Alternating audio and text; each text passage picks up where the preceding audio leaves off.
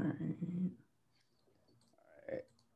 What's going on, everybody? I'm about to send this little email out to everybody on November right quick. Okay. Did anyone sent it to Nwaka or Lynn? I don't have their information in our group chat. Okay.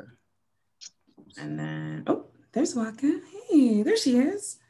And then Gucci, you to log out of my account. I'm still in there. It still says me. I'm still. Yeah, you're still me because I need that to go back to me so I can make sure we're recording the right way. Oh, I already logged out though. I'm in my account. Okay, so we'll just double me. Take that person out then anyway. Oh, I can. So let me just kick you out. Yeah, because you're the host now. Okay, cool. Hi, Lynn. How are you? Not Lynn. What, Lynn? I'm looking at you talking to Lynn. I'm sorry. How are you? All right, good. Hi, Nwaka. Let's see. Let's move. I like that necklace. I can't hear you. Yeah, I can't hear you. Oh, okay. There we go. Hey. Cool. Happy Thursday. Yeah. Happy Thursday. We did it. We made it. Danielle, are you recording? Yeah, I'm recording. Yeah, and then let's see. I just wanted to make sure I put my other me in the waiting room. And the best thing about it, guys, is I will kick us off with the housekeeping to let everybody know to set the tone. And then I'll do a small introduction to let everybody know what's going on. Hold on. Keenan, can you text? Never mind, I got it. Okay. Yep, it was Nija. I already got the link. There we go. And then let me go back to my notes here. Yeah, so what I was saying is that I was just gonna welcome everybody to the history of music and the power of networking and just really do more of what the housekeeping of the experience is. Matt, did you want to just jump into, how did you want to jump into the introduction? Because we want to pass it to you and then it's gonna go between you and Keenan. Yeah, I mean, do we want to, I mean, I guess we can just announce Nwaka and Lynn, or what's the better way? Okay. Yeah, so I'll welcome everybody. Okay, there's more people. Welcome everybody to the history of power, the history of music, the power of networking. Go ahead. Daniel, do you want to just announce everyone then? Like announce Lynn? Yeah, I'll just do it quick and then I'll throw it back to you guys. And we'll go from there. It'll be fine. I'll just be really low key. I'm gonna be in that section. And then it's 6 o'clock now. So now we just need to, my biggest thing is just making sure everybody can log on. So that's why I keep looking around. Yeah. All right, cool. Room settled. You're good? Everybody feeling okay? Y'all in good spirits? Yeah. Hey, Lynn. All good. I like the dreads. Hey, it was good. Yeah, just trying to figure out some internet shit right now. Okay. And you stepped out on us real quick when you were in LA. Oh, me? Yeah. Oh, I'll be back tomorrow. I'm literally back tomorrow. Oh, dope. Really? I'm moving tomorrow. Oh, you are? Yeah. Yeah, so we'll have to play tennis. I'll be there for I'll be there for sure through Easter and a little bit into the week. So, yeah. Dope. Yes.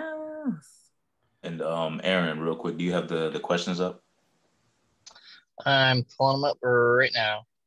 Okay, cool. I had a list of the ones that I was going to go through first, if you want me to put that in order. Yeah, that's fine. So you want to kick off with the questions, Matt? Yeah. I just wanted to have it like a conversation, like 15, 20. And and then you guys take it off.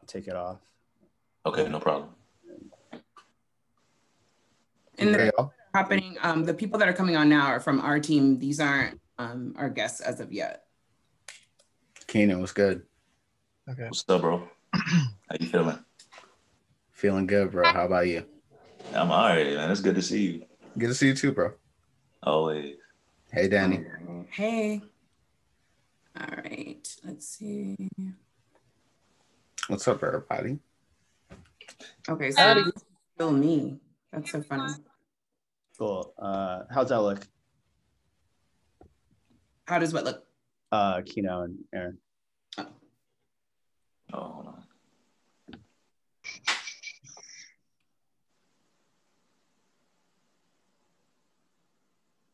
Yeah, that works. So Yeah, it's perfect. Yeah. Yeah. Uh-huh. All right. Works for me. What's up, David? Let me see who else is new in here. Good. What's up, Desiree? I hope I said that right. Shout out Destiny Harris in the building.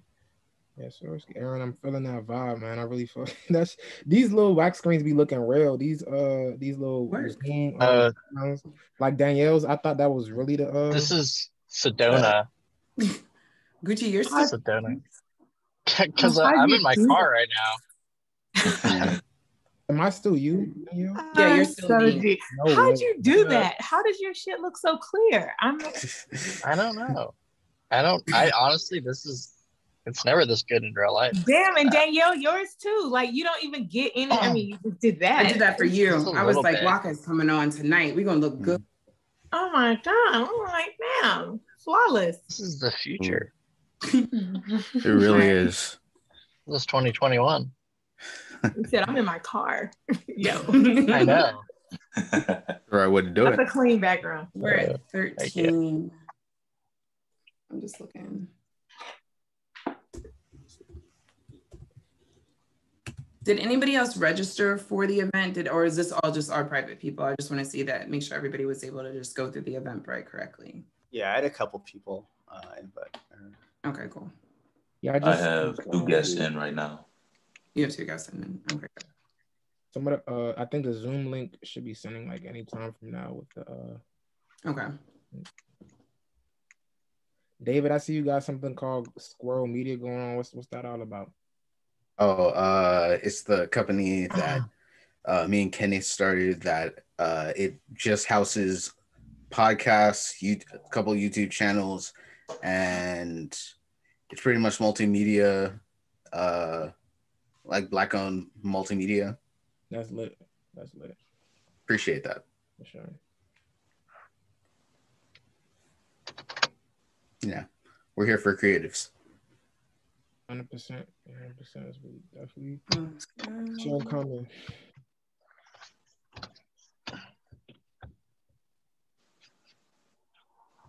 Yeah, we probably went for like a good handful more heads right quick. Yeah.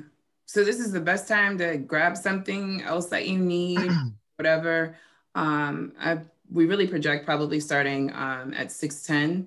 So that gives enough time for people to come in.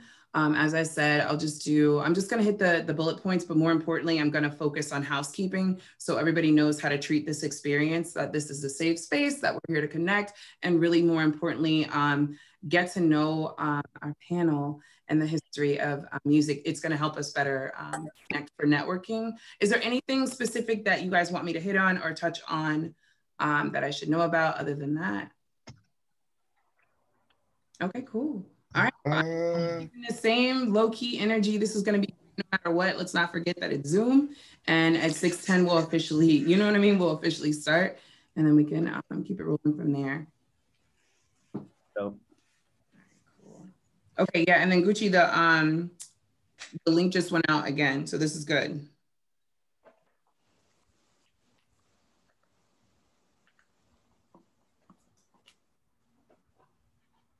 Oh, Matt, one thing too, I was gonna tell you, we're gonna do, for the students that join us, we're gonna do service hours, like so they can get student participation points at their universities. So, but the way that we wanna do it is that once they join us for all 3 of the series, that's when they'll be able to get their service hours. So Unboxing Change will honor that. So, so then everybody can understand again that, this is for this larger goal in the future. So we're gonna do service hours tonight too. Yeah, no, absolutely. That's amazing. Perfect. Yeah, I think the more information we can share of what we're doing and what the students get out of it with Anaheim Union School District and everyone else, the better. Absolutely. All right, cool. And then Naija and Aaron, can you just start putting things in the chat? Like we'll get started in 3 minutes. And then once it starts to be at 6:10, we'll do college check-ins, like let everybody know where, where everybody's coming from. And then we jump right into the content. Yep. Thank you.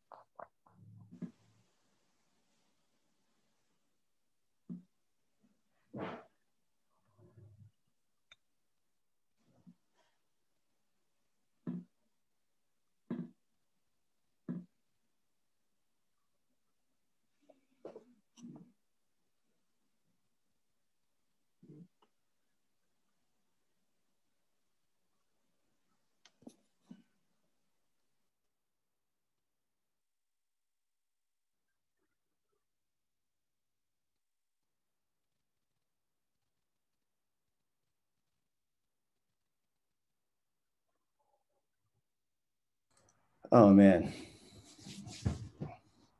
Oh, Matt, you're fired up. You're ready to go. I'm just glad. I know you're not nervous. No, I'm just glad I'm not gonna take any phone calls for the next hour. Like, yo, can you 21. We're 7 more away. With 7 more away. It's lit. It's lit. Lit. I like it. I like the energy.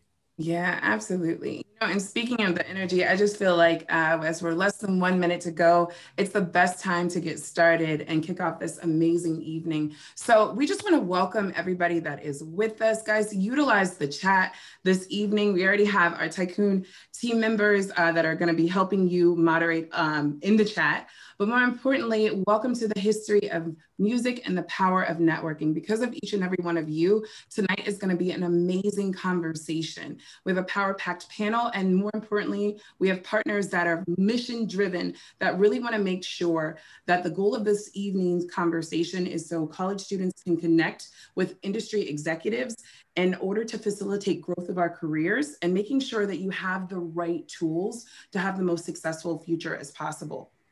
So before I dive into who is here, I want to let you know how to treat this space. So first and foremost, this meeting is being recorded. So please feel free to leave if you're not okay with that. But if you are fine with it, it lets us know that we're going to continue.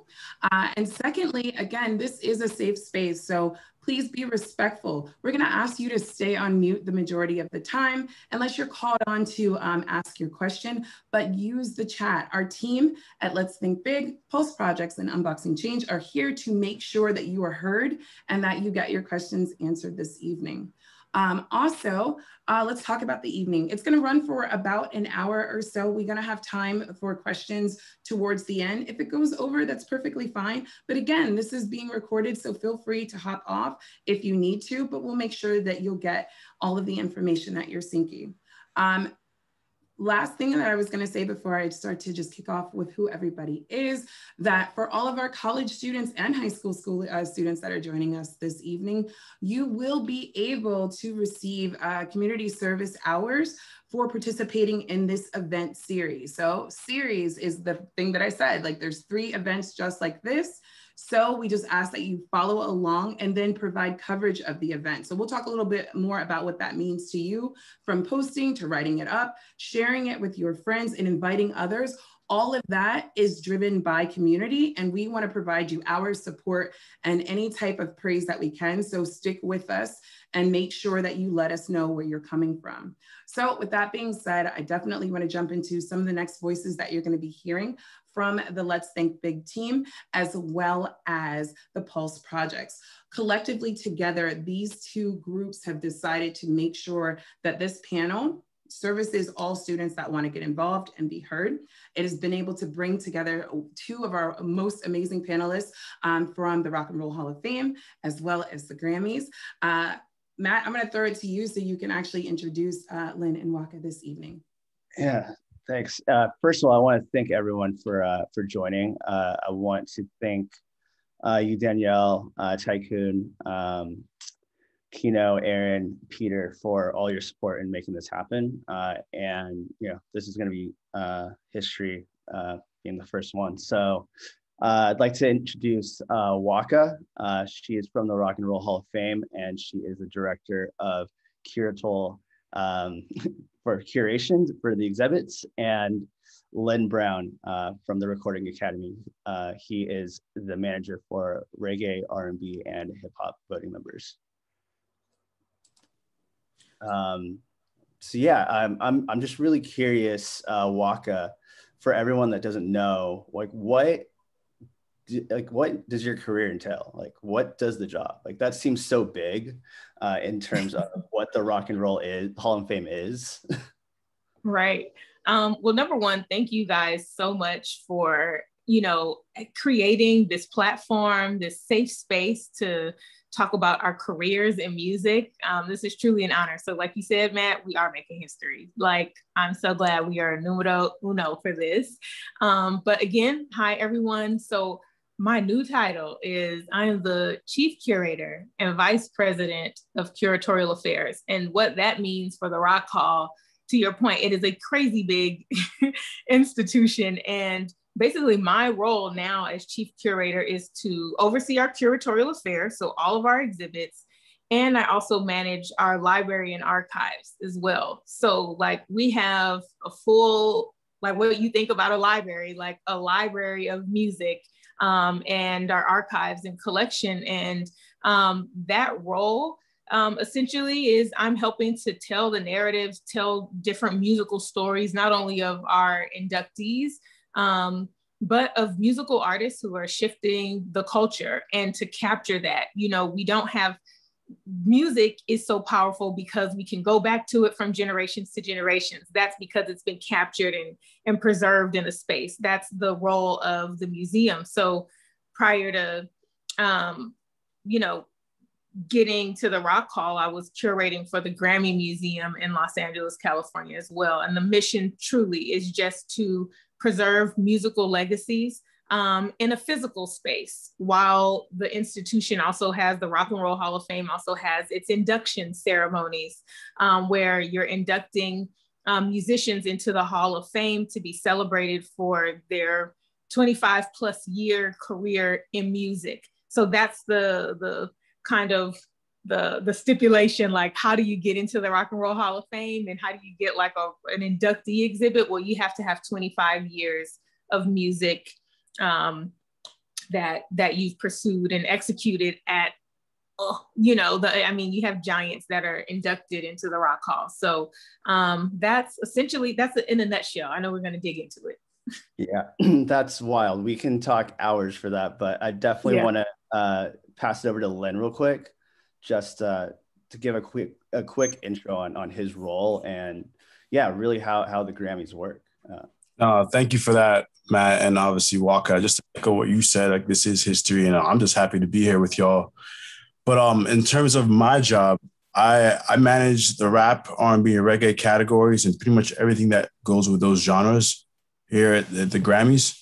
So whether that comes to education about, how that fits and how folks can be a part of it in terms of those categories and genres, and as well as being able to, be the liaison between, artists, managers, labels, etc. within the rap, R&B, and reggae worlds over to the Grammy side and vice versa, so they can get a better understanding of how we work.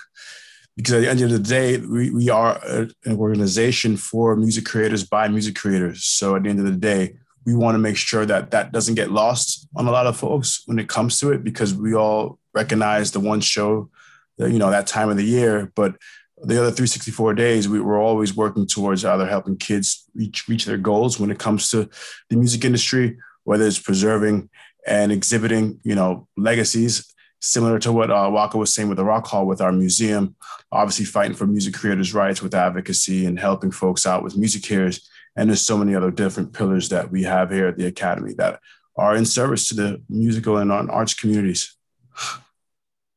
That's amazing. And I think a lot of people think that, each of these institutions are about popularity, it's a fan vote, but it really is about who's voting for this, for the nominees to be inducted into the Hall of Fame, who is going to be nominated for a Grammy.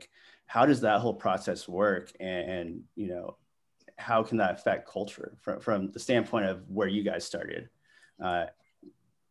basically? Ooh. Lynn, do you want to go? Yeah, all right.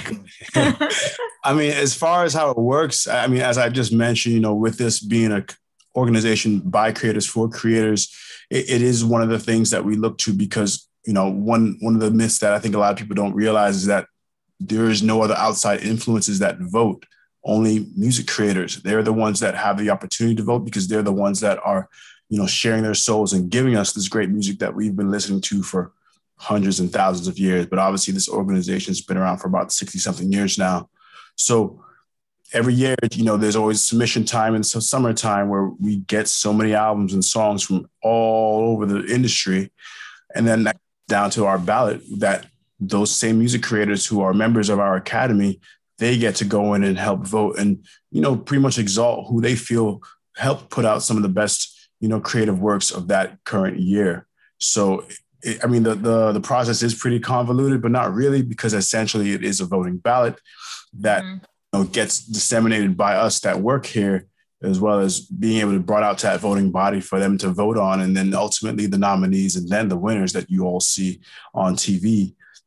And I feel like it can affect a lot of things, because a lot of the artists that everybody's familiar with and fans of are members of the Academy, and they're the ones that are helping cast their voice and their vote into, propelling who might be the next, superstar, or people that are preserving our cultures correctly in terms of the genres. So people within the rap and R&B and reggae worlds, seeing certain folks of that ilk win, as you saw with the show that just passed. So obviously certain folks like Beyonce, John Legend, Megan Thee Stallion winning. I think wins like that definitely help preserve parts of the culture, helps push the culture as well forward into directions that we probably were never in before. And every year there's an opportunity for folks to not only be a part of us, whether you're a professional member, so anybody that works in the music business like us, or a creative, that anybody who creates music can be a part of us and help us craft that cultural path, whether it's through the way we work within the different communities, through the way we, work when it comes to finding out who's going to be the next nominee and the next Grammy winner. That's amazing. And is it open to any level of career? Can college students start if they're in a path of music? What's the entry point to be a college students can join? Because we do have Grammy U, which it's specifically for college students that are pursuing careers professionally or creatively within the music business. And that's always a great doorway for a lot of folks to get themselves in. And then that way, whether or not whichever path you choose to take, your membership will kind of evolve from there as well. So there's never, there's the entry points are pretty early, which is a good thing. That's awesome. And Nwaka, did you want to add something there? Yeah, I mean, just the only, the difference with the Rock Hall, I alluded to it earlier, is just, the musicians that are inducted into the Hall of Fame are, you have to have a 25-year career or more to be considered. For those who are voting, we'll get into this too, but like, it's your musical peers, but music industry peers. So that panel who's voting for a specific ballot could be, an industry lawyer or, or a journalist. I mean, there are different people who are voting, and then it gets mysterious from there, but they're all music industry related folks who are voting for the next ballot. So I'm excited just for the way things are changing in music. This is the most diverse ballot that the Rock Hall has ever had, in talking about in race, sex, and just across the genres. I mean, Fela is on the ballot this year, which is fucking amazing. So I mean, like it's just varying, and I like that. It's just really interesting. Lynn and I, we used to be colleagues, so and connected at the Recording Academy. So it's really cool just to even see the two different spectrums of how the Rock Hall works. Yeah, we actually first met through Lynn, trying to do the Wu-Tang, that daunting task, and I was very, very impressed and excited for the energy and excitement and passion that you brought to this. Yeah.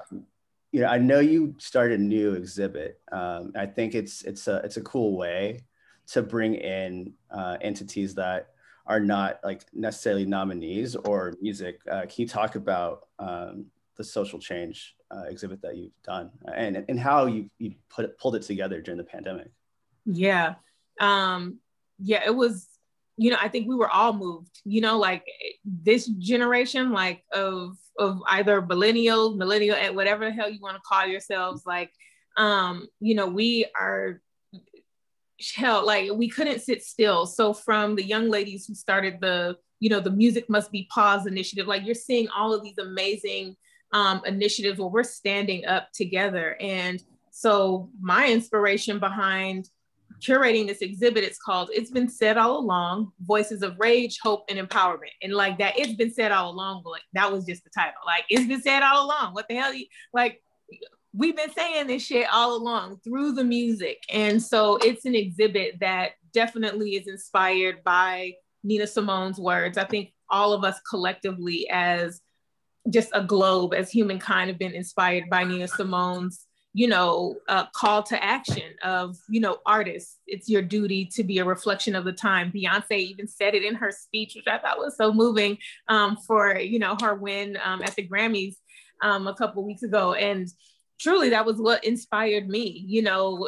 Nina, who is an inductee, it's like, we can't just sit here. I know, like, things are shut down, but we're still impacted by this crazy trauma. We cannot just not do anything. We're here, this living museum. We need to do something. We have this really dope collection. I've been 2 years here in Cleveland, and I was like, we have amazing things in the vault. Like, let's bring them out. Like, let's bring this stuff out. Like, let's tell these stories. What are the holes? We're not telling. Someone said, hey, you're always telling like Black stories. I'm like, I'm just telling Black stories because there are no Black stories. So I'm just trying to fill the gap, okay? So anyway, trying to be a bridge for a BIPOC collective, okay? Let's tell diverse stories. And I did the same thing at the Grammy Museum. We're telling stories about Latin American musicians. Like, let's shake it up. Like rock and roll is a representation and a blend of all of us. So that exhibit was really inspired by our civil rights movement of 2020, for those of us who didn't live through 64 and 65 and 60, all of that. Like, this was our movement. So how have Black musicians of color use music as a platform to voice rage, hope, and empowerment? It's like, it's a cycle. Like, we don't just stay in a moment of rage, and we've seen it in the past and we see it happening now today. You can go from Nat King Cole to Billie Holiday, all the way to her, to Anderson .Paak, to D-Smoke, like the new contemporaries who are now shedding and standing on the shoulders of some giants who had some of the worst hurdles in front of them, performing at places where they couldn't stay, in towns that they couldn't perform in, rushing, and still performing at the highest level of dignity and resilience. And I wanted to show that. And it's been Black musicians who have done that. I'm like, sure, we could have put Pete Seeger and Bob Dylan and Linda Ronstadt and Joan Baez. Like, we could have talked about all those guys for sure, because there is a collective voice and there are definitely allies that are not of color. However, I was like, this is a hole that's missing here at the Rock Hall. We're gonna tell it with Black musicians. I love photography. We're gonna tell it through a lens of Black photographers. This is a Black man's photo of Nina Simone. This is a Black woman's photo of Billie Holiday. This is blah, blah. These are these Black twins who are from Cleveland who shot Lauryn Hill and Andra Day at this inductee. Know them, know their name, say their names too. Like, let's say their names too. So that exhibit, I mean, I get hype about it all the time, but it's like, it's up. And then it was our first time to like really pivot and embrace being a virtual exhibit space. A lot of, you know, museums want people to come into our physical, you know, like come into these 4 walls, come into our tent, come into my TV in Cleveland. But this was like, you know, let's take this experience virtual. So I had to put this together in like light year speed, but it came from a place of passion. I'm a Black woman. I'm living this. We're people like, this isn't, I don't have to search. But like, I'm feeling, we're all crying together. We're all, you know, feeling rage together. And then I have to find hope. And then we have to rise up and move past this. So it came from a natural space. And so then getting into those vaults, it was just dope to tell that story. So that's the real, that's how that came together. I mean, that is beautiful. That's so cool. Thank you. Guys, we put it in the chat too, so everybody could click on it. Preach, Walker. I love it. Look, that was like, hey, y'all got to be held accountable too. Like, we're not telling this story, and it is not, and we will not be taking it down until there is something of equal or greater value to fill it. I was like, no. Like, this is, as long as my ass is fired up. Go ahead and say it. Go ahead. Speak your mind. Right? Come on. I'm just like, look, we have to tell this story, and it's so critical right now. It's missing, and it's important for our narrative. It's important for us as, you know, this beautiful generation of Black Lives Matters. These youth are coming up who are 17, 18, being inspired by the music, being inspired by Tupac or whoever else they're listening to. It's like, look, here's your musical narrative. Every revolution has a soundtrack. From the beginning of time, when Blacks couldn't fight in the war, they were in the goddamn band right before the soldiers with their trombones, with their trumpets, playing music. Why? Music is, I mean, you can go back to some of the earliest, the Civil War, Revolutionary War. Yep. Music was always part of the narrative. 100%. So 100%. so that's why it's so critical right now. So anyone who wants to dismiss it, it's like, no, music is just so goddamn powerful. Like, we move mountains. We have a whole Martin Luther King Day because of Stevie Wonder, this guy. Like, if it wasn't for him, we wouldn't have that. So hey, Black people can do anything. Yes, I love that. Yeah. Always. This is why events like this are so important. And again, what you brought up about the young people, it allows us to jump into the questions that our college students have prepared as well. So I know Keenan and Aaron has those to jump into as well. Yeah, I definitely wanted to chime in real quick and introduce myself. Mm-hmm. So for those that don't know me, my name is Keenan Brown. I go by Keno. I'm an executive writer on the TYKOON MP team, and I definitely wanted to thank everybody for coming in. But I do have a couple questions for Len and Nwaka as well. The first is, who are the most important people on your journey, respectively? Mm-hmm. I know it's kind of a heavy one. I think for me, I mean, obviously, my parents, in terms of career-wise, I mean, look, I mean, you could say No ID, who I've been lucky enough to meet and get to know, has been a great inspiration and a pseudo mentor for me. Felicia Fant has been another one who's been, a strong Black woman. Some people that I look up to that have came and, paved the way for me to even be able to be successful in what I'm doing. Another good friend of mine, Courtney Stewart, like who manages Khalid. There's a few real instrumental people in my career that's helped me get to where I'm at. Duro from Republic. There's a long list I could go down, but I just want to at least touch on a couple of those names that, if it wasn't for them, I probably wouldn't even be here right now. Walker. You're muted. Walker, you're muted. Okay, to follow up, come on. To follow up on Lynn, what he was saying, like there are so many people that are part of, a journey in working in the space. For me, definitely parents. Yes, we do have to give them their shouts for sure. But for me in this career, it has to be, I will say, Bob Santelli. He was the founding director of the Grammy Museum. And just an amazing, amazing man, who was an ally, a mentor, and still truly a great friend of mine. I would also have to call out even just some of my professors, like in my undergrad, like definitely just pushing the hell out of me to do things. I would also have to say the late Ms. Wilson, Mary Wilson, a supreme, I can call like a mentor, and Miss Claudette Robinson, of the Miracles. Like these are I love older people, their wisdom, and just the insights that they impart into you. And like Lynn said, like being in this space, you get to kind of adopt like these amazing pillars in music. And it just happened naturally that way. And I have to also say my Jewish mom, she's like, she's amazing. Her name is Rona, and she's a trailblazing, just a baddie for sure. First woman to ever interview on it was CBS. Yeah, CBS with Bryant Gumbel, like first female to do a bunch of everything. Like she's just dope. So that's who I want to shout out. That's fantastic. And I know my brother Aaron has some questions for y'all as well. Hey everybody, I'm Aaron. I'm the other writer with the TYKOON team.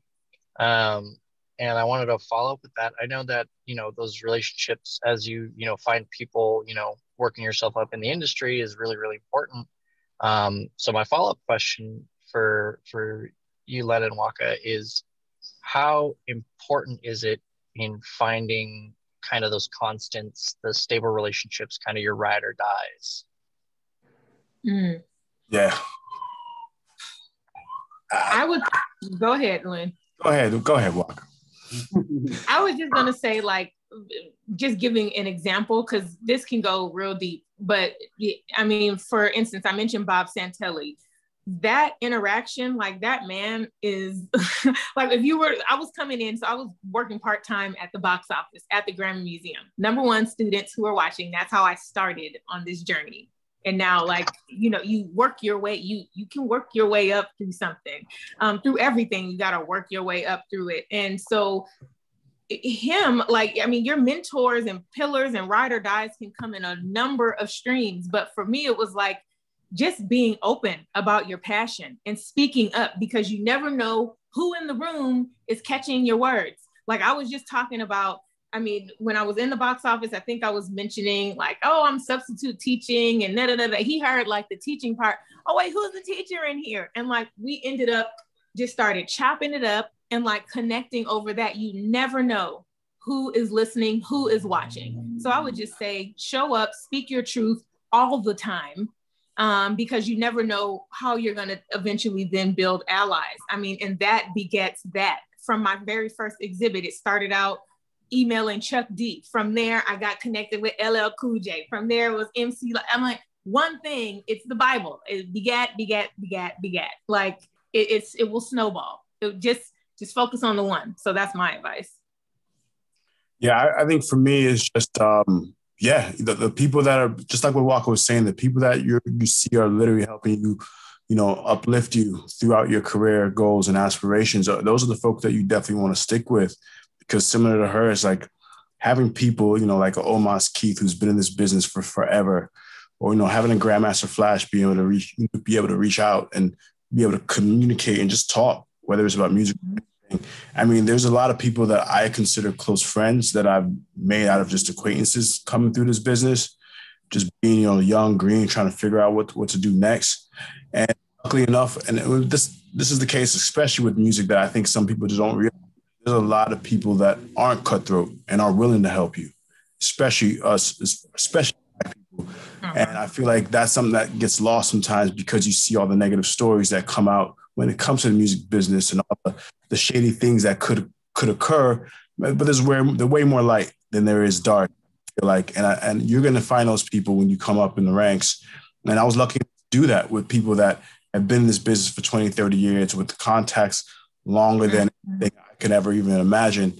And being able to call on those people today and be able to, you know, whether tell them about what my goals are next or whatever my concerns are with my current situation or anything that's on my mind, I'm blessed enough to be able to like lean on folks like a Felicia or a Courtney, or even like other people, like some producers that I'm pretty close with, like Harmony Samuels and such folks like that.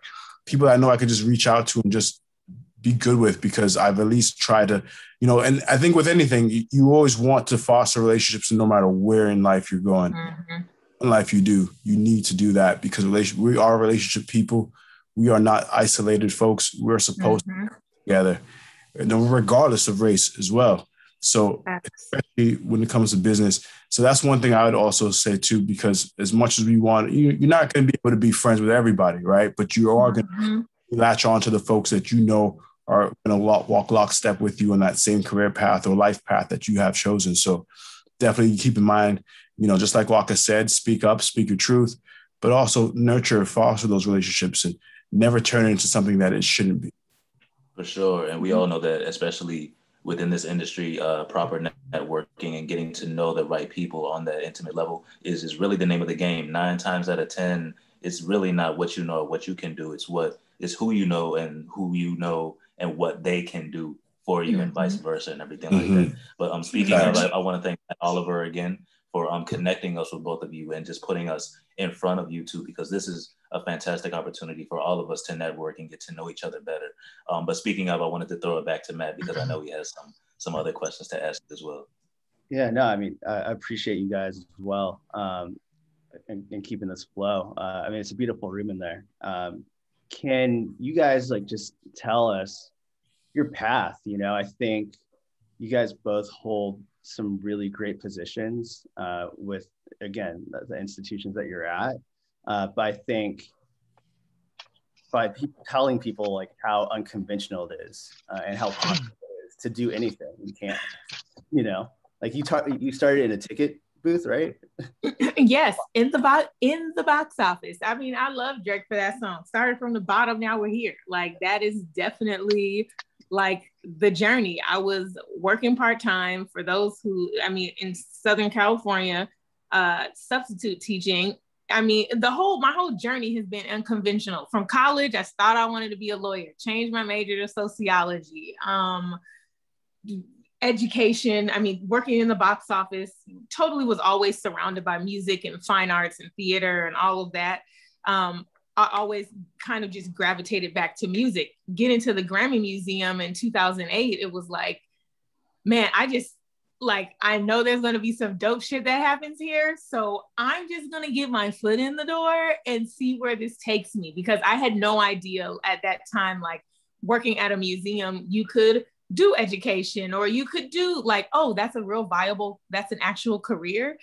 Because if you want to work in a museum, typically students are like majoring in museum studies to be a curator. Hell, I didn't even know what the fuck a curator was. Okay. I was like, what is this role? You know, but now getting into the space, learning it, just soaking everything up from the bottom, like that's kind of how I started. And from there, I moved into the education realm because I was speaking up for myself. Like that conversation, one happened with Bob I mean, and then that was 2008. Obama was in office. We had a horrible recession. Like everyone was losing their jobs. It was kind of like COVID part one, like, you know, just things fall apart type of situation. Like in a hopeless place, you're still finding hope and still pushing through. Like I used to work at a FedEx, okay, loading trucks in the back of a in the back of a trailer. Like it doesn't matter. Like to me, I was just like, let's hustle, let's just make money, let's just go. But education and music was always something that I wanted to, they were passions of mine. I didn't know that you could fuse them together. And so that is a, hey, who used to work at FedEx? Come on, steel toe boots, gloves, all the whole nine. Like, I was like, you get paid every week? Sign me up. Like, that's what I need. But truly, like, just worked my way up and took advantage of a horrible, you know, occurrence, and it became an opportunity for me just to step in the door. And there was someone who, I was watching this video of this amazing entrepreneur. His name is H.J. Russell, dope ass architect. Like, watch this documentary. I saw it on the airplane. Like, this guy is amazing. And he said, and he was like, hey, if you couldn't go through the door, I went through the back door. If the back door wasn't open, then I went through the window. If the window wasn't open, then God damn it, then I went through like the undershaft. And I feel like that's the kind of grind you have to have, despite, you know, any sort of hurdles like, oh, they're not hiring. Oh, they're not, keep on going. Like the journey doesn't stop. Like there are opportunities. There are over 1 billion, how many ever people on this planet, and be willing to go out of your comfort zone.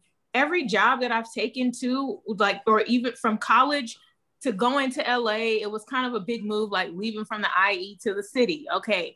Leaving from LA to come to Cleveland. Like you have to be willing, whatever it is, physically or mentally, you have to get out of your comfort zone, to get out of your own way, to get, to make your journey. So I'll shut up so Lynn can share his story. Nice. You can talk all day. I know it's all good though.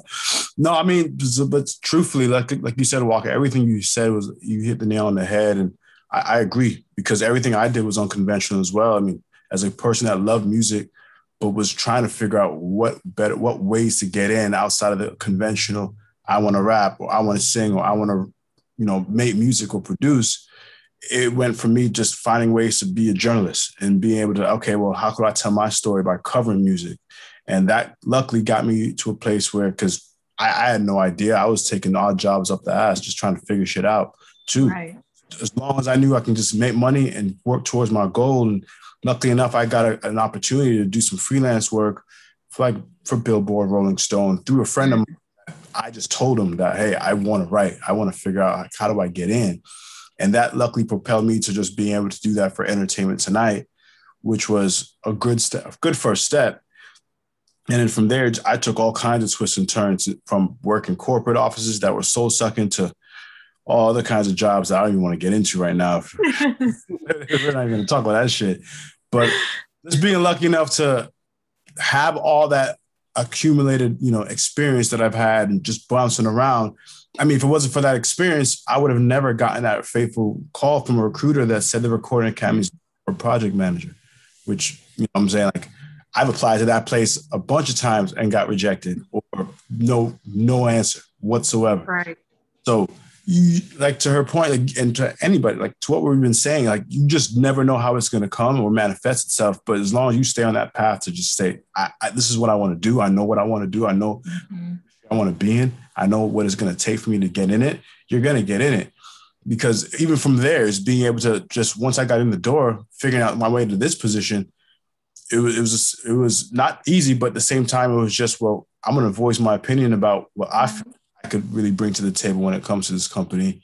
And lo and behold, a year later, my predecessor, who I still look up to, Jerry L., he ended up moving on and giving me a good word, which would have never happened if I'd even talked to him about the job in the first place when I first got there.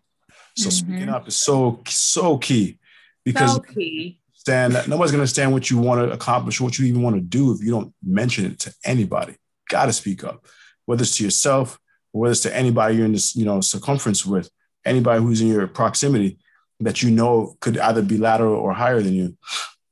And yeah, and obviously I was blessed enough to meet Nwaka with this job, but then I was blessed enough to be able to do so many other things now thanks to that. And thanks to the fact that I didn't give up. I didn't go back to New York because, you know, things didn't work out for me the first couple of years. I came out. A lot of other people unfortunately do. You know, I didn't let bad times, you know, derail me. I didn't let any obstacle derail me because I knew at the end of the day, this is the business I want to work in. I'm going to get in here, whether it's the window, the wall, whatever you want to call it, I'm getting in. And anything I can. It's all a mindset. It really is all a mindset. Yeah, I couldn't agree more because, you know, truth be told, I don't think I ever got a job from applying. Like, I had to keep pushing. I had to keep breaking down those barriers. You know, the college student graduate in me would not have thought 10 years later I'd work with RZA or Wu-Tang Clan or like athletes or cryptocurrency or anything like that. I think that's, you know, honestly, that's the whole idea of the Pulse projects and Let's Think Big, is so we can help the students have a much more streamlined approach, so they don't have to go through what we had to go through. Yes. You explain like how college did and like impact you, like in terms of just the relationships you built and how you utilize it today? With college for me, I felt like obviously it helped me become a man. You know, it was in my transformative years, so it's something that I can never really, you know, I'm always grateful for the people I've met, a lot of the people that really got me into music, because I was in a hip hop organization. We had my campus called Elements, which was dope because we were able to put on events that, you know, normally wouldn't have happened on our campus because it wasn't a HBCU, unfortunately. I went to a school in Florida, you know what I'm saying? So over there, like when you're going up against that, but having such good people around you, such good Black and brown people around you that want to say, yo, let's actually like put on a platform for the music and the culture that we love. Being a part of that definitely helped me just already immediately pinpoint what I want to do with myself and what I want to do for the culture that I grew up loving and will continue to. So I feel like just from the DJs and the breakers that I've met and everybody else that's kind of helped me form the different bonds that I got to be able to create while in college, because the academic part was great, obviously for the obvious reasons, because that's what you go there for. But the relationship parts, the part that, you know, I keep talking on, that really helped, because I'm saying, like, if it wasn't for that, I wouldn't have gotten that external push from close friends that were, you know, agreeing with me. Like, yeah, we need to do this. We need to find ways to be able to put on and put platforms up for our people, for our music, for our culture. And I think with just that ingrained in my head, I just wanted to keep trying to find a way to do that further and further and bigger in other avenues that normally won't even accept. For me, I would say, you know, from a work perspective, I really have to call out, you know, something that Lynn, you said about just like the networking and the relationships, of course, that you build. Again, college for me was stepping out on a limb. I'm first generation to go to college in my family. So it was a major deal. It was like, girl, you have to swim. Like, there ain't no sinking in this. Like, you're the oldest of your sisters. Right. You're the first that, like, you better make it. So, I mean, it was tough to not have, you know, an example to go ahead of. So, like, to just, number one, just taught me how to be brave and take chances on myself. Someone asked where in the IE, like that it's Riverside, San Bernardino County, on your way to Vegas. That's deep. Or Indio, Coachella. But you know, college was great. I mean, I learned truly how to hustle for myself. Like I said, all those jobs, I worked at Forever 21, I worked at FedEx, I worked on campus, then had to evolve and learn, like, oh, damn, like the school can actually, I could be an RA. So I was an RA. I mean, it taught me leadership and helped me to step into leadership roles. I was an RA for like 3 years to get my room and board paid, because I was like, damn, my parents can't pay for this shit. Like, this is expensive. And I get a stipend and I can eat for free. Hell yeah, sign me up for the C-store. And man, I was everybody's homie. They were like, Waka, we need lunch in the commons. Like, let's go. Because I had an extra bundle on my student ID card. then, I mean, just for food, you know, but it taught me leadership. And secondly, with working at the Fine Arts Theater, I worked there for 2.5 years. And I mean, that's truly where I learned, like, Lynn, to your point, we had an ASB or something like that on campus, but to be in the Fine Arts Theater, like to have a connection with those organizations, but to literally be the business behind it, like build the shows for when Mos Def and Talib come to campus and like book it. Like I had an understanding of the making of, oh, wow, this is how like a show really runs, because we had to use Ticketmaster. We were trained by Ticketmaster. We were like subcontractors of Ticketmaster. So I was calling and working with those guys while I was still in school, and ended up doing that at the Grammy Museum for the shows. That was like, now that's the realest shit ever. Like, okay, it's not what I learned in sociology per se. I mean, but, and I did take some of those things, but to really have those jobs on campus that really translated, because it is about your work experience. So at least I'm grateful that I had that work experience on campus that could translate truly into the real world. Sorry, that was my mom calling me. But anyway, but to have that translate into the real world, and that was powerful. So that's what I love about college. Yeah, for me, it was really interesting because from high school, I wanted to go to Cal State, and I just didn't have good grades. So I ended up running track at a junior college at Cerritos College. I didn't want to, but I did. And what that allowed me to do was get a scholarship to a school in Kentucky as a 200 and 400 runner. From there, I didn't know what my degree was going to be, but I knew I was taking speech classes, and I knew communications was in every single industry, whether it's, it's a hospital or it's FedEx, if it's the Rock and Roll Hall of Fame, if it's film, whatever. Mm-hmm. So once I went there, it opened me up to a whole new world, even though it was Kentucky. It allowed me to think and realize what kind of skills I had. And from there, being the PRSSA president and founding it there, also being a first generation college graduate, my mom and dad did not go there. I felt like it was a calling for me to do that. And then once I graduated, I still didn't know what the hell I was going to do. Yeah. But I was there too. I worked at Hollister in the back room. I wasn't cool enough to be in the front. Worked at Armani Exchange, threw some ice cream up at Cold Stone Creamery. And then I guess singing, I realized singing for tips.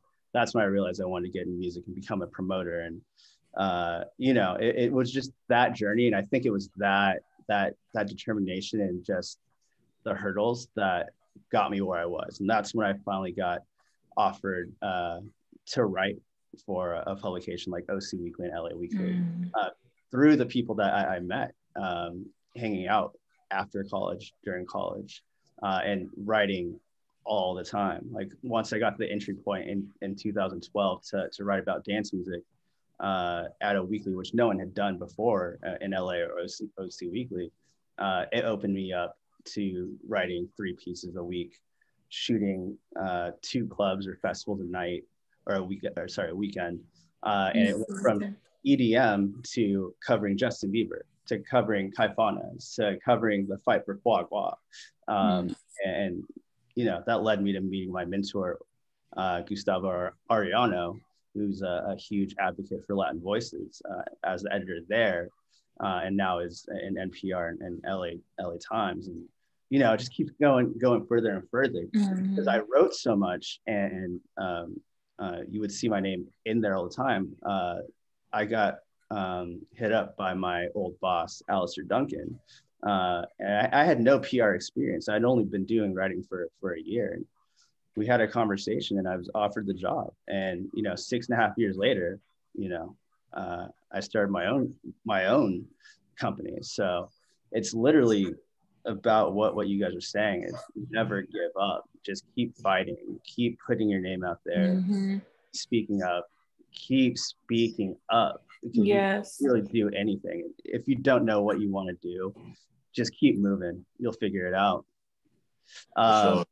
Wait, we can't glaze over the fact. Wait, you said you sang and you. Yeah, I was like, so wait, that what? means you sing. Stop playing. I didn't know. I need to hear some bars, man. I need to hear the singing, nigga. Because you were on the roll, so I was like, we got finish. time. Oh, actually, let's back up. So I was in choir junior year in high school, and yeah, Me so too. Me too. I was a choir kid. I can't sing. I quit choir my senior year of high school and started a hardcore metal Christian band. What? Yeah. That's amazing. So at 18, senior year in high school, we just started a band, and I think we made 3 songs in the first night. I booked us some shows. I didn't realize I was managing and being the agent at that time. See, wow. Our third show, the first show we sold 94 tickets. The third show we played at the House of Blues in Anaheim, downtown Disney. Oh my God, that's amazing. That's love pretty that. dope, man. I was in a little girl group, but it broke my spirit, and that was when I was like, you know what, F this, I'm gonna be a lawyer. I'm gonna. That's what I thought. But oh my God, I love that you're a choir kid. That's so dope. And the cool thing you said about like passions, just real quick, like Lynn, I love that you did call out our parents, like calling out your parents, because you pick up so much from them. I have to say, so my mom, giving a shout out to her, she was and is a florist and interior decorator.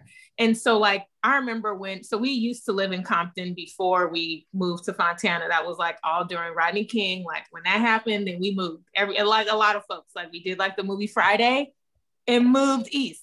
Everybody got out of Dodge. And so my mom, before that happened, I will never forget, there was this guy named Mr. Howells, and he had a cake shop. And so she would dress all of his windows. My mom was curating displays and spaces, and I was just, her little assistant. I have photos with my mom in front of that shop. And so it's crazy how you have things from your past that you said you didn't even know you were managing, and here you are managing, here I am curating. My mom was like, wow, I was kind of doing that, not on this scale, but I was doing that. So that's beautiful. The things that are in you are definitely, gonna come out. They has to come out. Yeah, absolutely. My dad's my best friend, and he's a big part of my career and just me as a whole. Same with my mom. And yeah, he gave me the craziest look when he's like, wait, you're writing? You're a tutor for English students? You used to get report cards sent home every day in high school, every freaking class. But it wasn't until college when I realized, when you're given a topic that you really appreciate and you have a passion for, you can write forever. I had always written well. I could write my butt out of a blue book any day, but I think when you bring into the culture and you can bring in your perspective, you will really learn a lot of things. And that's something I encourage everyone to do, is realize what the power of the pen and what you can do. You can make so much change in what's going on in the world, what's going on in a company, or what's going on at your school. It can get you that job, it can get you that interview, it can get you that meeting, it can do so much. So I encourage that. Before we hand it off to questions, can you just give your information and also tell the students if there's any internship opportunities or anything like that? Yes, you can, number one, follow on Instagram, always posting Rock Hall stuff there. It's just my name, Nwaka Onwusa. There's only one of me, so you should be able to hopefully find me on the gram or Facebook. But if you go to rockhall.com, you can find out more about the internships and programs. And thankfully, because and let me not say thankfully, but yes, thankfully, COVID has been bad and good. We can't knock the good that has come out of you got to squeeze all the juice out of that orange. So with this situation, internships have opened up. So it doesn't require you, to move to Cleveland to do an internship. You can do a virtual internship. So I would implore you to look at opportunities for whether it's, the Rock Hall or any other museums or the fact that I will just say being in a music museum, it was a newer phenomenon, but it's not so much now. And there are some really dope opportunities within music museums across this country that would allow you to have one foot in the music and in the culture side of things. So definitely don't knock it. There's a lot there, but rockhall.com. I think equally for us, we always are looking for internships at the Grammys because we stay pretty busy, especially on our off hours, off the months, because at the same time we have so much going on in between, from the process that we already do for the awards, to everything else that we get involved with, from Grammy in the schools to, like I said, Music Cares, to even stuff on Capitol Hill in DC. And I'm going to put my email and my IG as well, so that way you guys can follow in the chat. But also so that way you can reach out to me, because I'm more than happy to help plug you guys in as to where you can go ahead and, be able to help join, be a part of this.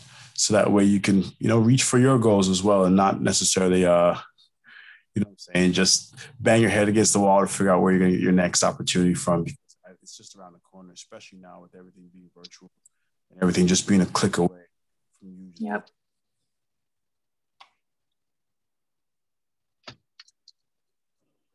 Perfect. All right. Oh, sorry, Danielle. No, go for it. Anaja, you're going to jump into questions? Yeah, so I had a few questions, and I know there's some questions in the chat as well. So I guess I'll just ask my overall questions that Lynn, Matt, and Nwaka can answer. My main question, working in the industry that you work in, which is one of high demanding industry, and also an industry that doesn't represent minorities at its best, and being you guys are all being the change for that. How do you protect your mental health in that current state? I ride my bike. I mean, you have to find all the passions. I'm sorry, I play tennis. Just a little joys in life. I'm sorry, you really do. You have to find, sure, there's the work and listening to music, and that's what we do every day. But I mean, I love getting out and getting physical activity, being inspired by nature and things that I see in my society and the world around me definitely re-energizes me. And I just, that's what I do to kind of combat some of the feelings. I rode my ass off during all of the mayhem of last year and the voting and all of that. You have to find a way to exert that energy and that buildup and combat an explosion. So there has to be some sort of creative outlet. Biking and tennis is it for me. I definitely bike a lot too. So I feel you on that, Nwaka. Yeah. Anything that's going to take your mind off the current state of affairs and the ills of the world, I feel like is always going to help you. But also that, having the right people to lean on and be able to talk to, whether it's your friends, family, therapists, whoever you feel, colleagues, coworkers, people you look up to, people you just vibe with, somebody that you can confide with, because it's always going to be better to at least share those thoughts with somebody that can empathize and feel you on these things and give you advice if you need it, versus having to deal with a lot of this stuff on your own. It's never been a healthy way to deal with a lot of things. And I think some of us have either been brought up or at least been taught that that's how to handle, adversity. That's how to handle certain situations in life. And I feel like giving yourself to a good tribe of friends, of people that's supportive, is just as important. Yeah. And for me, it's been a really, really interesting and convoluted year. I may not look it, but I'm half Black and half Chinese. And it's just like a vicious cycle.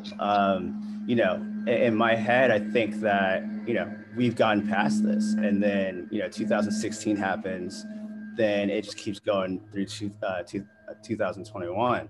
For me, it's being active for sure. It's me running. getting back on the track after 10 years, being active, finding some friends, playing tennis and conversing that way, or, you know, learning golf, learning something new to kind of get your brain moving and being active. And then also finding that tribe, you know, someone that you can call on, or a group text that you can chat with, just so you can vent to. Therapists as well. I've had one for the first time in November, an amazing thing. But also to combat that evil, I like to prove people wrong. So, you know, if there's no one that looks like me or pitching the same thing as me or have the same clients as me, well, guess what? I want my client, I want my people there, I want my name there. So that's like how I combat it.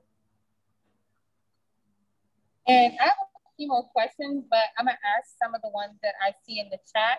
So somebody wants to know, they're not a student, so they wanna know what opportunities do you guys have for people that aren't students? I mean, for the Grammys, there's the opportunities for anybody that's just looking to, you know, get their feet wet, because at the end of the day, that's how you get experience, is by getting an opportunity. So whether it's, you know, coordinator position or whatever the case is, an opportunity to get you in the door, I feel like is one that I posted a link up in the chat. But those are the opportunities you want to take, because you don't need to be a student to be able to take advantage of those opportunities either. Have the gumption as well as, you know, the determination and the will to want to work and to want to learn and to want to really push yourself. I think that's going to shine through, and just and check it out. Let me know, and go from there. Yeah, similar for Rockfall too. We have a docent program that's been on hold for now. If there's ever interest, truly rockhall.com is the place just to, that's my mom again. She's like blowing me up. I gotta call her back. But I would definitely just say go into rockhall.com. We're in the process of developing a mentorship program that will be extended to folks outside of college as well. Yeah, and I also just want to open up and extend invites for anyone to reach out to me who has any questions or about being in the music industry or just about navigating any of that. I'm always happy to help and talk to whoever, because it's something that's very passionate for me. Also, I'll be here every panel, so that's what the whole point is. So please don't be afraid to reach out. Absolutely. I actually see that we've already started raising hands now, which is a great opportunity for anybody that does still have like a last minute question. We want to honor our panelists for like even just taking the time to just have this conversation with us, but we do want to hear your voices as well. As we said earlier, this is being recorded, so feel free if you have to hop off. We're totally thankful that you joined us. And then I did want to do a reminder about those service hours, because you guys are students. Just like Matt said, he's going to be here for every panel. So are we. We want to make sure that you guys get the information that you need. And the best way that you can share that with us is covering the event. However you choose to share it, be it in writing, if you want to post about it, you want to go live about it, let people know about the things that you heard this evening. And then also the way that we reached out to you all is via your universities. So if there's other ways that you heard about this event, please let us know. With that being said, Aaron, you want to start jumping into those that have their hands raised? Yeah, I'm trying to see who's got their hand raised right now. If you want to throw your question down into the yeah, I'm sorry, I forgot there's so many comment section there. Yeah. How about David? You can go. There we go. There we go. How y'all doing? My name's David. David K. David 2K, stage name. I wanted to ask the panel, with the adaptation of music and the way it's consumed and how the music industry changes so often, how do you guys come up with ways to correlate that to the Grammys and like how voting goes, how you guys like just incorporated like streaming numbers, like how do you guys like think of ways to kind of, I guess, integrate that? I guess that's my question. For the Grammys, I think we're always looking to evolve because we do know that the music industry evolves so much faster than a lot of other industries that we've come to know. So we've adopted streaming about 5-6 years ago. So that's been the thing that we account for, not just physical album sales. Right.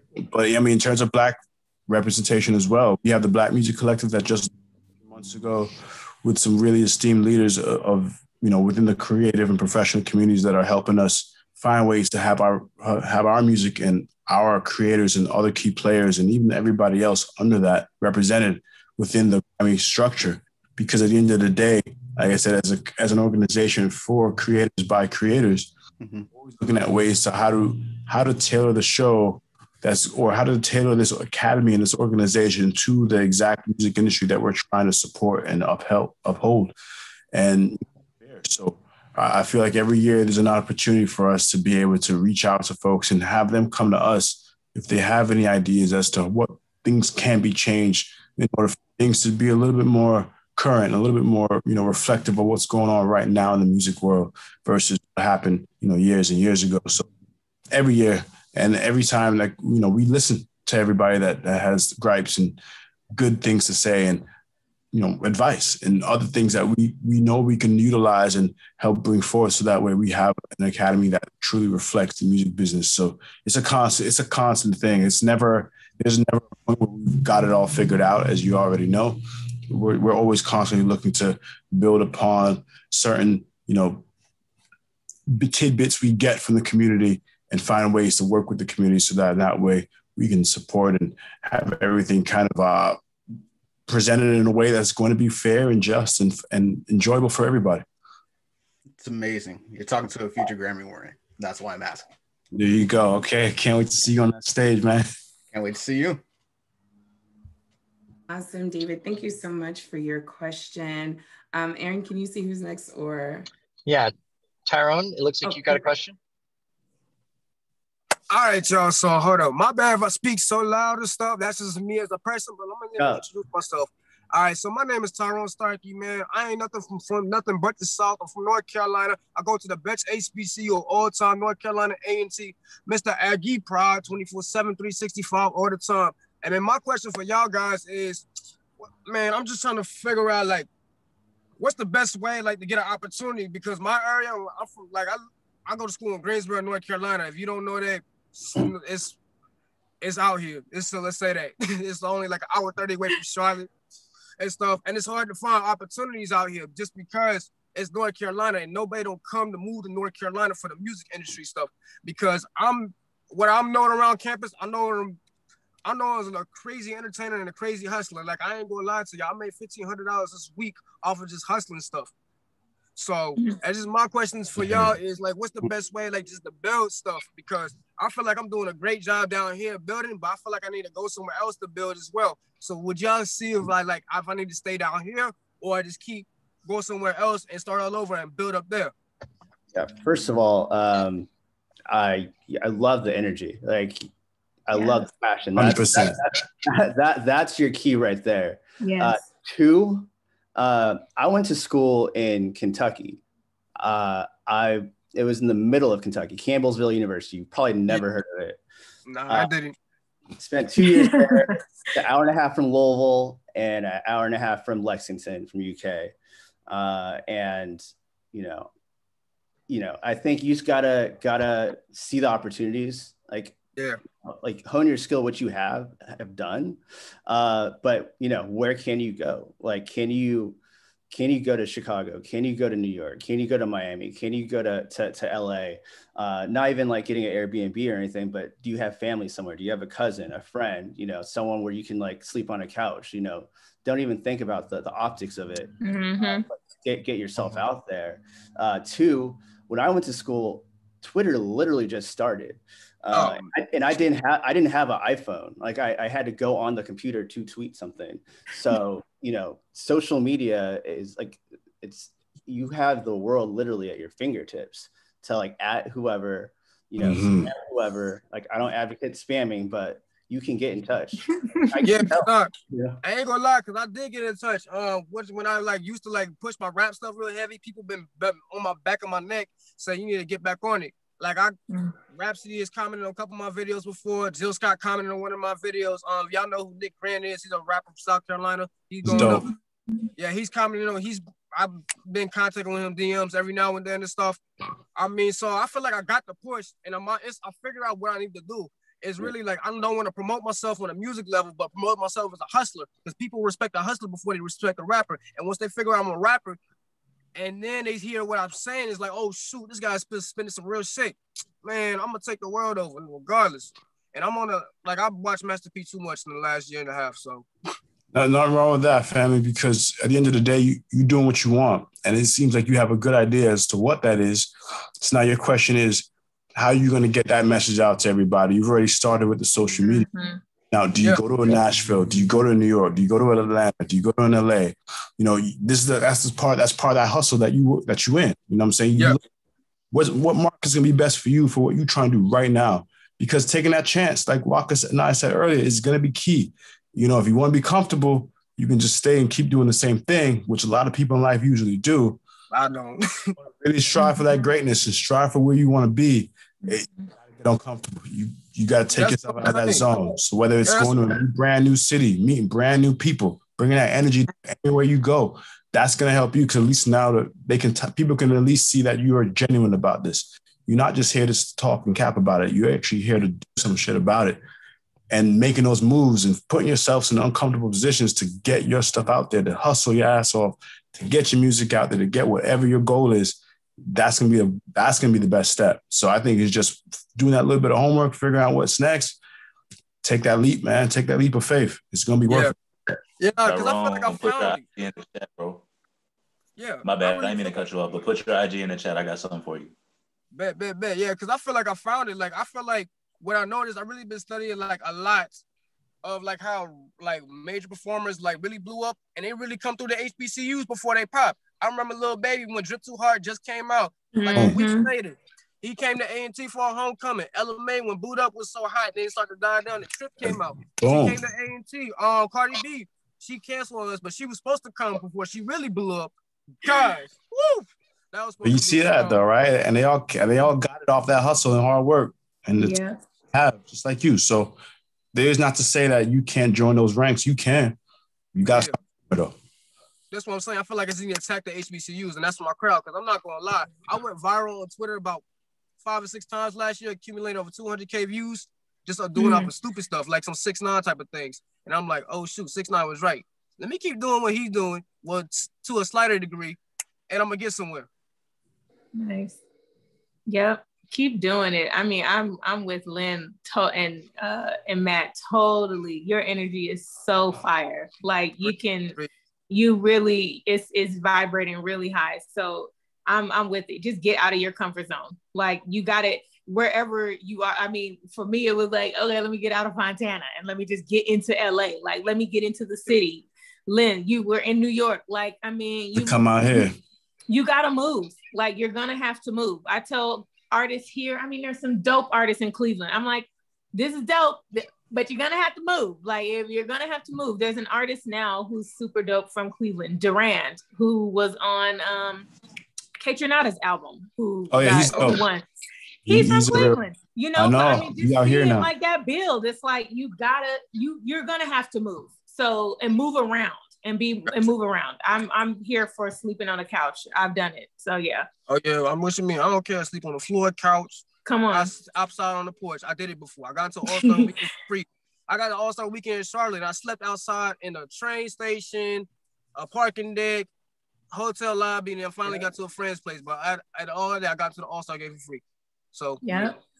And that's off your hustle, man. So just keep doing that. Trust me. And one bit of advice what I used to do when everything was open and when I started my career was I would just hold a pack of cigarettes. I didn't smoke cigarettes, but I'd hold a pack of cigarettes and gum every time I went out. Went to the cigarette, like the back alley at any club or party. And if anyone asked me, here you go. started up a question, and I love it. Matt, you got a whole other life. That's smart. That's a great hustle. Whatever it takes, though. Whatever it takes. That's Get what it's it any way about. you can. hey, you didn't know I had Nwaka.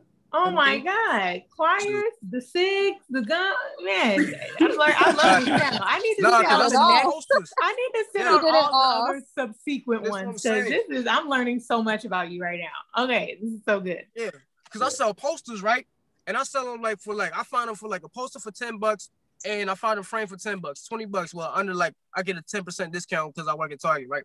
So I basically get a poster for $19, flip it, sell it for $16. Last week I sold 20 of them in the weekend. So yeah, do the math. That's a lot of money. Yeah. So I figured out what I need to do quick. Well, nice. Have you thought about doing your own, like doing that for other people? I mean, this is what I need to do. I need to get the money up so I can get the printer for it. And then when I start getting the printer, I can start charging for custom images. People people want self-portraits of themselves and everything too. I already got a guy with me saying, here, I can get you the frames and stuff. And he has like a whole nother clientele where grown people is making serious money. He can get me in contact with them. We split 50-50. So basically $100 a picture. That money will stack up quick. Yeah, like one of my favorite stories from one of my clients is was Zaytoven. Is he went to Atlanta because he's a military brat. Went to barber school, was cutting hair, met Gucci, made Icy, still cutting hair. It's being played in the club everywhere. Versace drops, still cutting hair. Versace with Migos, still cutting hair. He didn't think he made it. Still riding the hoopty, all that. It wasn't until he had a Grammy winning song with Usher, Papers, that's when he started taking things seriously. So, like however you can make your money, like in a legal way, fine way, like do it. Yeah.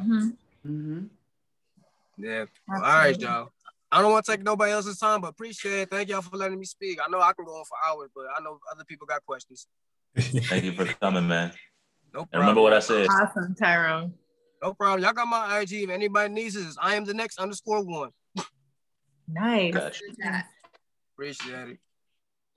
All right, Keaton, do you want to grab the next question? Yeah, let me. Some of y'all hear about the event, if I can ask right quick. Yeah, Gucci, go ahead. Go for it. How does some of y'all hear about the event? Some of the people I know, Tyrone, he says he's from North Carolina. A lot of y'all that's not from the DMV. How did y'all hear about the event? So we can make sure that we utilize those channels to get to y'all for the next one. I just saw it in the group chat. I'm gonna be honest. Saying Grammy reps in the group chat coming through. I'm like, why not? I ain't doing nothing but selling stuff. What group chat were you in? She was in a Telegram group chat. Let me see. I could WhatsApp group chat. What'd you say? You talking about the WhatsApp group chat? No, it's not WhatsApp. It's no, it was actually from what's that? I'm trying to figure it out right now. Hold up. I got too many apps on my phone. How does somebody else? I see somebody said OHub. Yeah, I put it in there. I got it from Danielle. Teacher. Oh, Forbes the Culture. That's another group chat. OHub, another group chat. Did anybody's teacher tell them about the event? By any chance, anybody teacher? LinkedIn from Peter Ewell's page. That's lit. My teacher did. I live in Atlanta and I go to Howard, and my intro to communications teacher told us about this event. All right, that's perfect. That's perfect. Hoping that worked. We was hoping that worked. I appreciate you coming through. I really appreciate you coming through for real. My advisor showed it to me also. I go to Howard. So Howard looks like the most receptive school.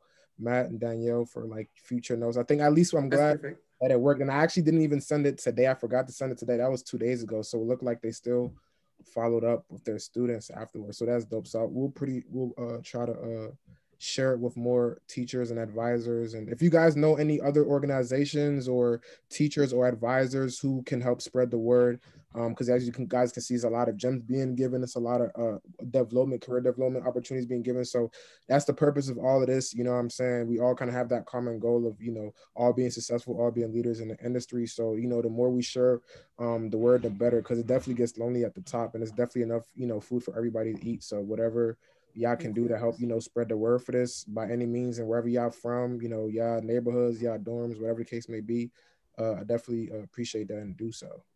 Yeah. Thank you so much, Gucci, for that. I want to make sure that we hit everybody that had any other final questions. We also want to let you know about what's coming up next. So I did want to just throw it back to either Matt or Keenan that wanted to just close us out on any other final questions, and then I'll let everybody know what's coming up next.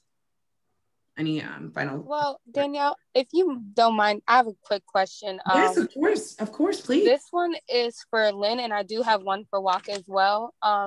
Lynn, I saw that in an interview, you said there, hold on, I wrote it down somewhere. Oh, you said there are so many more ways that people can contribute towards a brighter future when it comes to music. Oh, Naja, yeah, Naja. Sorry, I'm on my phone now. I just left my work computer, but my phone is glitching. But with that interview, when you said that contributing towards a brighter future when it comes to music, how do you see that particular, like, what is your plan or path for that, and how can TYKOON assist in that? For me, it's just about trying to understand, well, where our next generation is coming from, right? And giving them the opportunities and finding ways to acclimate, because I think that's just going to come from us working together, because, you know, everybody's got a different initiative as to what that brighter future looks like, right? Does it affect established folks? Does it step the up and coming ones? Mm-hmm. What's it going? Who's it's going to help? And I think once we can identify who we're trying to target and help, what are we trying to actually figure out in terms of what that help is going to look like? And I think that's where we can start making positive steps in towards real events and programs or whatever have you that's going to help facilitate that. So if there's an idea that you guys have, that TYKOON has, just come to me with it. Let's talk about it. Let's figure this out. You know, a lot of people come to me with ideas all the time, from finding ways to promote their artists to finding ways to just to help and give back to the community. We're always willing to help and listen. Just come to us, and especially for me, because I have a pretty much an open door when it comes to this stuff, because I do want to help and I want to find ways to help, because if I can't do it, I can at least find the right person that can. So please, I think I put my info in that chat. Just reach out. We can get that conversation started. Same. I mean, I wanted to point out. No, I'm just saying, like, even where it's not welcomed, I'm here as a disruptor. So I like pushing the buttons at the rock hall. So I'm like, y'all ain't did it before. Okay, well, let's try it. Let's try it, and let's see how. Let's try it. So I love that. And yeah, so, then I'm sorry. No, you got it. Go ahead. This is a question for Nwaka. When working in the Grammy Museum and all the other exhibits you have worked in, what's one lesson that, like, you learned from working in those type of work fields, and what would you want to tell everybody that you learned? You just made me think of one funny thing. It was one of the guys that would help, like a contractor that I would always go to for the exhibits. And I mean, I can be like, oh my God, like Matt was saying earlier, like writing, you know, I'm more of an academic writer. So like, you have to change up how you're writing for exhibits, and obviously for journal, for newspaper, etc. And one of the things that the architects told me, he was like, Nwaka, like I was like agonizing over this one exhibit and like putting certain things in. And I feel like that can be translated just into life in general, like just panicking over things that really are insignificant. And he just told me, like, Nwaka, don't fall in love with the shit. Like, it's gonna change in 13 weeks, or, you know, this is gonna change, or something else is gonna change. Don't romanticize over it. Don't overthink it. Exactly. And so I took that, but he literally simply just said, don't fall in love with the shit, and then walked off. But it stuck with me. It was just so simple, but has definitely been profound. And it makes me think of a scripture, after all that cussing I've done, but I grew up in the church, whatever, Lord loves me. But it makes me think of a scripture that my sister has also encouraged me with. And those are the two things, that it's all working together for your good. You know, whatever it is, whatever your situation is. And I would take all of that spiritual energy and put it into those exhibits. Like, hey, this is all working together. like agonizing over this. I had an opportunity to do an exhibit on Tupac. Like, turned out when Afeni came to see the exhibit, it was just like, she blessed it. And I was I was over here sweating bullets and had a second pair of change of clothes because I was sweating so bad and nervous. Don't fall in love with the shit, because what you're overthinking can be a true blessing and insightful to somebody else. So like, don't be your own, don't indulge in self-sabotage. And that's what I took from that guy saying, don't fall in love with shit. That's self-sabotaging. Like, you can be your own worst enemy by just being fearful and afraid to move out of your state, city, move out of your career, whatever, a genre of whatever you're doing. Don't fall in love with the shit. Don't fall in love with it. So that's my advice. So Amethyst, well, thank you, Waka. But so Amethyst asked, what is the emotional side of the industry, and how did being in the industry affect your mental and emotional? So I can touch on that real quick, just being an artist myself. In general, just being artists and being human beings, we are emotional creatures, and giving ourselves and each other the space and time to bask in those emotions is really what makes music music. You know what I'm saying? You're not going to listen to your favorite song if it doesn't resonate with how you're feeling at the time. You know what I'm saying? You're not going to make a certain type of music if that's not something that you feel internally. You know what I'm saying? So and how does that affect your mental and emotional? I mean, from me personally, it helps me to process my own emotions, to process my own feelings about everything going on in the world and in my life. And it helps me to get my thoughts together, because I tend to be a little scatterbrained sometimes. I can stutter and all of that, but when I'm rapping, everything flows clearly. You know what I'm saying? So I don't know if other artists feel the same way, but that's my experience with it. And Len and Waka, you can feel free to jump in too.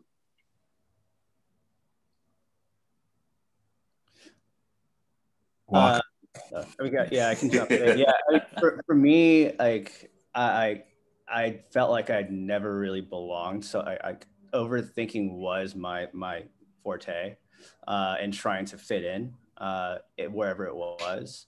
But it wasn't until I just started being myself, and not trying to put on a mean mug or anything like that, acting cool, trying to drive the nice car, wear the coolest clothes, and wear the fresh Jordans. It was me being me, being funny, and being outspoken, and that's what really helped my mental health, because once you become yourself, it weeds out who are your real friends, like who are the leeches and all that stuff. And it kind of goes back to the original idea of like finding your tribe, and your support group. I think it's very important to find your support group for your mental health, but know that group is going to change. Like, it's always going to change. You might have that one or two ride or dies, but be adaptable. If you're adaptable and not being in love with the shit, like Waka said, I think you'll be a lot happier mentally, and just be open. And on top of that too, I would say also, don't take things too personally, because I think a lot of people, with their passions in their life period, like, you get very emotionally invested in anything you put your heart into. But when it comes to business and work, you gotta learn how to separate church from state. Like, don't, if it gets to you like that, it's not a bad thing, but it can derail you at points, and not for the better.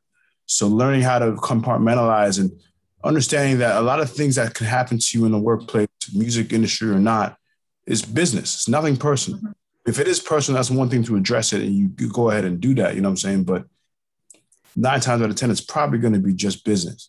So learn to conduct yourself in that way, I think, is going to help remove that emotion from it, to where it doesn't make you make rash decisions that could go against any type of growth that you might be experiencing.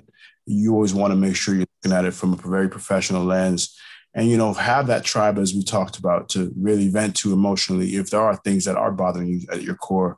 Because at the end of the day, you are who you are, and we're not telling you to be robots, but at the same time, just be mindful of that little nuance, because it can make or break things. I second all of that. Are you going to talk now? I mean, no, look, I second it. I mean, for the mental health piece, definitely what you said, separation of church and state, that is definitely something I always say often. I mean, it was even to the point, I think, you know, at the Grammy Museum, we were able to have corporate phones, have 2 phones. Yeah, I got 2 phones, one for the yeah, so I had 2 phones. And I mean, and I was just like, it's nice to like cut one of those off and like reclaim your time, reclaim your space, and know that it's okay to have boundaries. It's okay to be saying no to things. It's okay to, you know, of course you're on your hustle and flow, but I mean, while you're hustling, you also need to replenish. And so it's good to give yourself a moment, even if it's a day, 24 hours, 48 hours, to just, I'm not doing this shit, and it's okay to not answer an email, or to just like, my weekend is my weekend for real. And I may take Monday off too. So yeah, I'm not answering it. But to not, you know, but not to be the one to guilt your own self. We have enough of that from the outside world. So truly to just embrace that. And I also agree with not taking it personal. It's a part of the work. It's a part of the work. Don't take it personal, truly. Awesome. Well, I see here that we actually have one last question before we go. And I think it's coming from Bria. She said, I know that you mentioned not being too set in what you're doing or where you're located. Can you get into the music world without being a fine arts major? I'm in STEM, but I love the music industry. Is it mainly who you know and your location? I would say it's definitely who you know, but just to make sure I understand the question, you're saying like, look, I think because of COVID, you can be anywhere and nowhere. You can be everywhere and nowhere at the same time. And it's totally fine. Like, I mean, I never, not that I never thought, this was on a vision board. I was like, God, I want to be bi-coastal. Like, and I look back at this and I'm like, damn, I'm bi-coastal now. Like, technically on Eastern time here in Ohio, but I'm gonna be in LA tomorrow and I will still be working tomorrow. I'm not off tomorrow. I will just be working through it. But I think, you know, we have such a dope opportunity right now with being virtual. Like, everything is possible. Do what you want and do everything. And like I said earlier, I didn't have a museum studies degree or anything like that. I think it's just truly based on your work experience, having work experience, period. You know, like Matt, there was something that you said, like in communication, that's transferable across all disciplines. It doesn't matter if you're in science or if come on, words have power. Exactly. They translate all across the board. That was one of my things. I went back to school. I went to USC and got my master's in leadership. I was like, I'm not going back to go to museum studies and do it at USC because just for looks. Now shit, maybe I might go back and get a museum studies degree, whatever. But I've been taking certificate programs and in between. You can do whatever you want and how you want to educate yourself. When I got my master's, I was like, nah, I want to be a leader. I want to get my master's in leadership. Leadership is transferable to any organization, nonprofit or profit. Like, that's what I want to focus on. So I think opening up your mind and not pigeonholing yourself in any sort of thing, like know that you can truly do anything and you can be very creative. So that's my advice. Yeah, I second that. You know, I went to school and I had a mass communications PR degree, somehow ended up in it, but you know, my teacher or professor taught us about the Louisville airport expansion.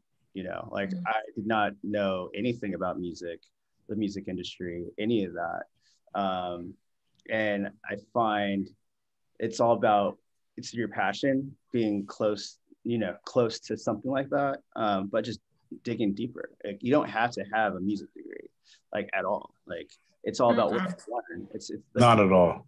Exactly. I feel like your will to want to be in this business will shine more than any piece of paper or degree will ever do for you. So yeah, I mean, I never came in. I mean, I had a communications degree, but I didn't know what I was going to do with it. But then, I mean, once I knew where I wanted to be, it was all hands on deck and just trying to figure that part out. So location should never be a stifling part of it.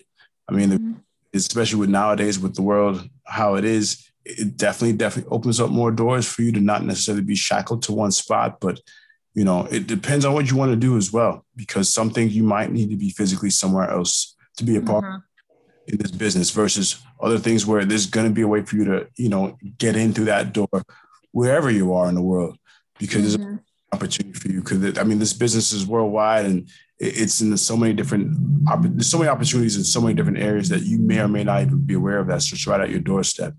But it's all about just identifying what exactly is you want to do and where that hub is.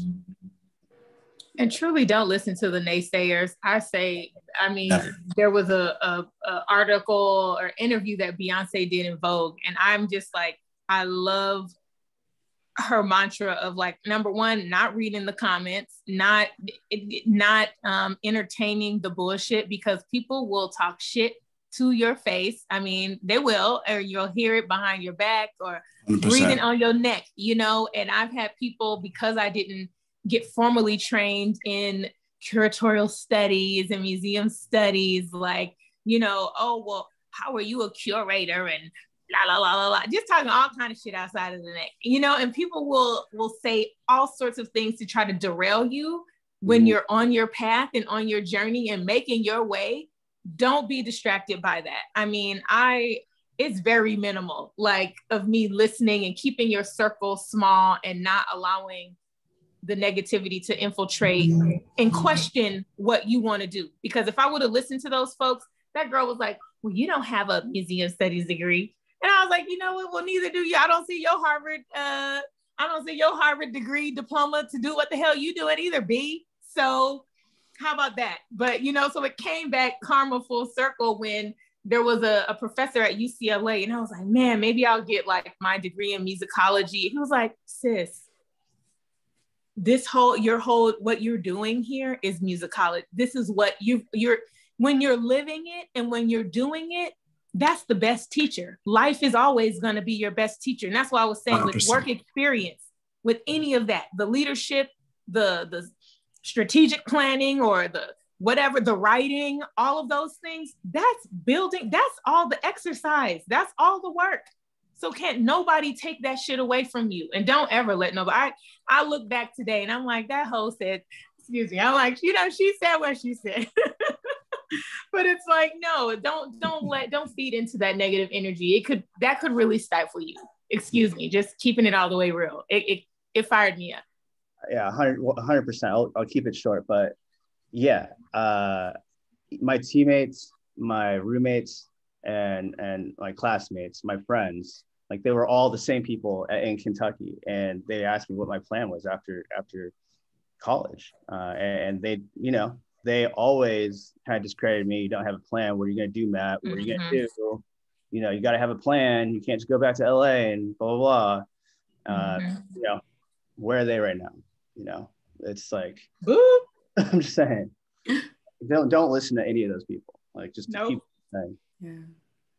Well, you know, with that being said, we have to just, I mean, I know we're virtual, but let's just clap, right? Like, we had an event, like, we took the time to talk so we could get connected, stay connected, so we could come up with these plans. That is exactly why the Pulse projects, as well as Let's Think Big, TYKOON, Unboxing Change, everybody wanted to come together just to have these conversations. And this is just the first one. We invite you to continue the series with us. So coming up in April, we're going to be discussing building your brand in 2021 and the power of teamwork. So just like Matt was saying, as well as Nwaka and Lynn, about your network, your team, everybody with good energy who's going to help move you forward. We want to still continue that mindset. And we have another powerful panel that's going to be kicking off that conversation in April. And then in May, it's about creating your own narrative.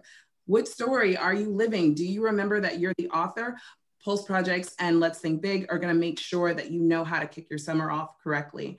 As we said, we thank you so much for joining us for a programming just like this. It's powered by you and because of you. And with that, we know that you will help us continue to move forward. Thank you so much, everyone. We special thank you to Matt, as well as Nwaka and Lynn and all of you. Thank you guys. This was Thank so you all. awesome. Thank you for This is amazing. Thank y'all. I love this. Welcome. Yes. Excuse my cousin. I do love the Lord. Okay. Oh, amen. Come on, Let it out, man. Let it out, Walker. Seriously, thank you. Thank you all. Okay.